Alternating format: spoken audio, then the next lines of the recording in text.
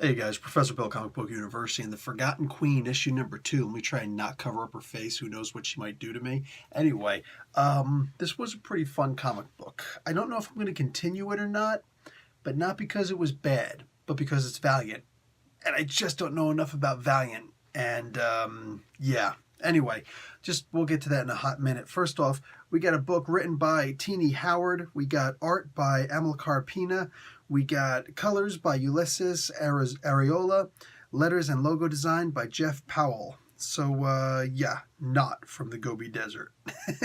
this armor they go and show. So we got that doctor on board the ship, and she's pulling the armor out of the cadaver of the chest of this cadaver of the one dude who died.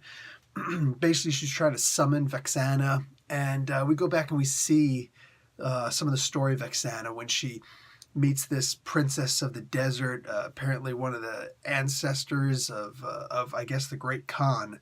She that's Genghis Khan. I don't mean it like it's a Khan. Anyway, she we see that this princess is more of a Red Sonja of the Mongolian deserts, the steppes of Mongolia more than anything else.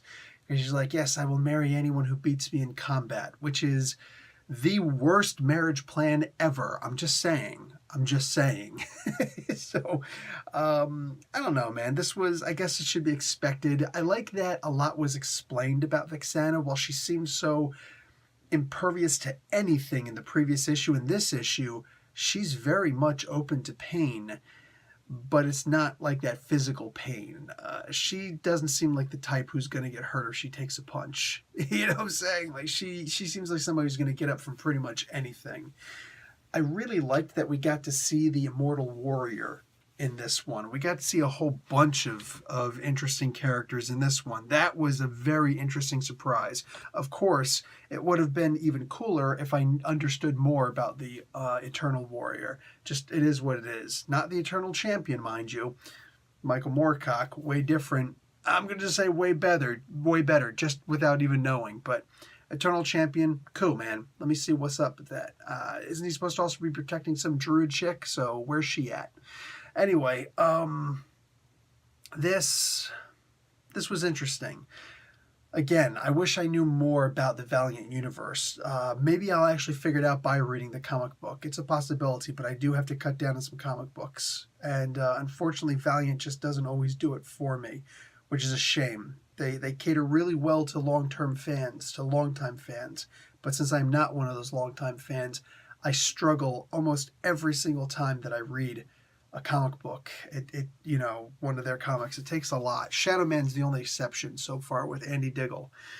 But this was interesting. She gets to meet a witch at one point, which is especially cool considering she's constantly being called a witch by everyone, and she doesn't even know what a witch is. And most people don't know what witches are because everybody in every culture has a different understanding of what a witch even is. So I like that Teenie Howard expressed all of that. She dresses like a witch, like a Wiccan of some sort. So I wonder if she actually is. In fact, I don't know enough about Teenie Howard, but this might be the perfect book for her if that is the case, because we don't always want to see some perfect character who simply can't be hurt. I like the idea of seeing someone who does have feelings, who doesn't necessarily have everything together, who can experience, surprise. And that is what happens here. While at the same time, the last page reveal, while I expected it, I guess, it could have happened this issue or next issue. I was surprised that it did happen so soon in this issue. But I think that if it would have waited until the next issue, it would have been like, wait a second, I expect it. I expect it fully. This one did feel more of a surprise. And she does kind of have that, Vexana that is, has that look on her face again that I started to miss, with so much of her, having that wicked look on her face, which is drawn by, Amilcar Pina. That look that I didn't like in Generation X. But here, it works. It works with her at least. I don't know, man. I like the comic book, but I just feel like I need to cut down on some comics, and this is just going to be one of the victims. So no promises that April 24th I'll be reading this issue 3, but we'll see. We'll see. Anyway, guys, Professor Bill, Comic Book University, class dismissed.